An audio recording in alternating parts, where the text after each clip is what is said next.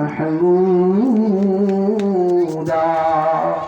আল্লাহ 15 নম্বর পারা সূরা বনি ইসরাঈলের কথা বলেছেন। আর চমৎকার ভাবে বলেছেন সূরা সাজদার ভিতরে তাতাজাবুহুম আনিল মাদাজি ইয়াদউনা রাব্বাহুম মাহফিলের প্রায় শেষের পথে ওয়া মিম্মা রাযাকনাহুম ইউনফিকুন। فلا تعلم نفس ما أخفي لهم من قرة أعين جزاء بما كانوا يعملون।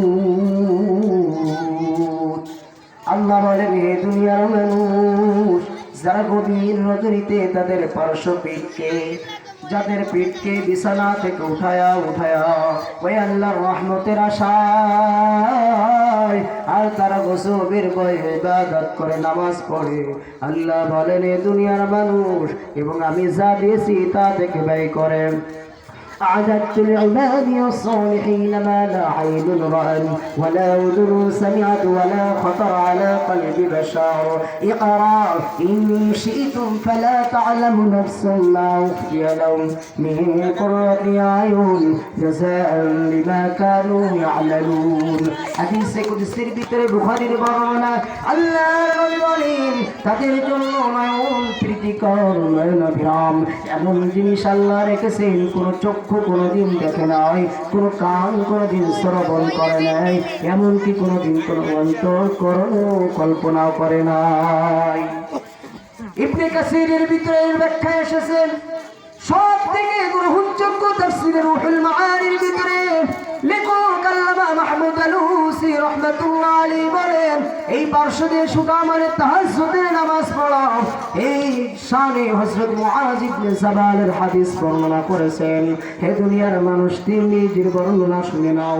আল্লাহর নবী বলেন, লা আদুল্লুকা আলা আবওয়াবিল খায়র আস-সাওমু জুন্নাহ ওয়াস-সাদাকাতু তুতফাইল খাতিয়া কামা তুতফাইল মাইন নার ওয়া সালাতুর রাজুলি মিন জাওফিল লাইল। আল্লাহর নবী বলেন, এ উম্মতের দল, আমি কি তোমাদেরকে কল্যাণের রাস্তা, ভালোর রাস্তা, জান্নাতের 3টি রাস্তার কথা বলে দেব না? তার ভিতরে একটি হলো রোজা রাখা, হলো তোমাদের জন্যটার স্বরূপ, আর সাদাকা হলো এমন ভাবে গুনাহকে মিটায়া দেয় যেমন ভাবে পানি আগুনকে মিটায়া দেয়। অনুরূপ ভাবে গভীর রজনীতে যারা নামাজ পড়ে, তাহাজ্জুদের নামাজ, এদেরকে আল্লাহ তাআলা বড় ভালোবাসেন।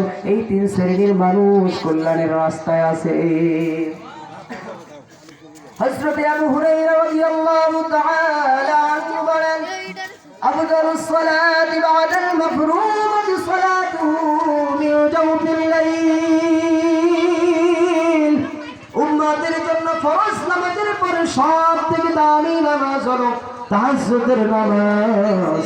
ও বাগেরহাটের মুসলমান ভাইরা আমার, পর্দা অন্তরে মা যারা রোজা রাখবে, রমজানে অন্তত হলেও সারি কাছে উঠবে, ঠিক কিনা বলেন? আমি অনুরোধ করি, একটু বলি, 2-4 রাকাত তাহাজ্জুদের নামাজ পড়তে আমরা রাজি আছি না নাই?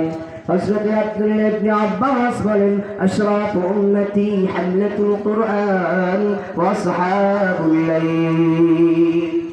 হযরত আব্বাস বলেন, ইবনে আব্বাস বলেছেন, হে দুনিয়ার মানুষ, এই উম্মতের ভিতরে সব থেকে দামি মানুষ কারা জানো নাকি? যারা দুনিয়ার ভিতরে হামলাতুল কুরআন, কুরআনের ধারক বাহক, হাফেজে কুরআন, আলেম উলামা, যারা দিন ইসলাম নিয়ে কুরআন নিয়ে চলতেছে। যদিও তোমরা দাম দাও না, যদিও তোমরা মোল্লা বলে গালি দাও, যদিও তোমরা জঙ্গি বলো না কেন, যদিও তোমরা ফকির বলো না কেন, মনে রাখবে শামসুল হক ফরিদপুর রাহমাতুল্লাহ আলাইহি বলেন, হে দুনিয়ার মানুষ, যারা দুনিয়ার সব পেয়েছে কিন্তু ওই মালিককে পাই নাই, দুনিয়ার সব পাওয়ার পরেও যদি ওই মালিকের সন্ধান না পাই, তাহলে সে দুনিয়ার কিছুই পাই নাই। কিন্তু এক ব্যক্তি দুনিয়ার কিছুই পাই নাই, কিন্তু তার মালিকের সাথে সম্পর্ক হয়ে গেছে। তো শামসুল হক ফরিদপুরি আল্লাহর কুতুব বলেন, সে দুনিয়ার সব পেয়ে গেছে।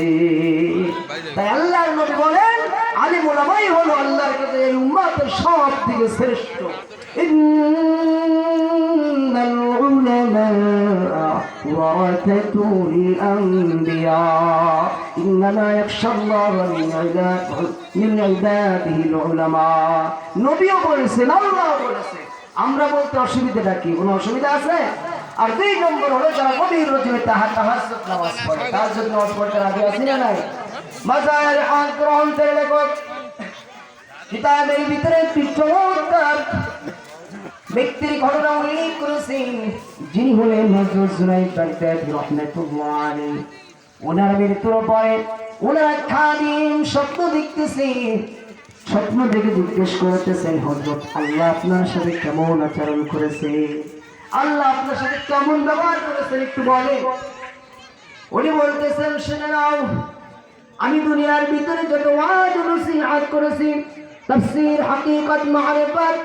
তরিকাতের যত আলোচনা করেছি সূক্ষ্ম বিষয় যা কিছু বর্ণনা করেছি কোনো কিছুই আমার আল্লাহ কবুল করে না কোনো কিছুই কবুল করে নাই তবে কি শোনো জানো ওই গভীর রজনীতে উঠে আমি আল্লাহর কদমে যে 2-4 রাকাত করে নামাজ পড়েছিলাম ছোট ছোট সূরা দিয়ে 2-4 রাকাত দিয়ে নামাজ পড়েছি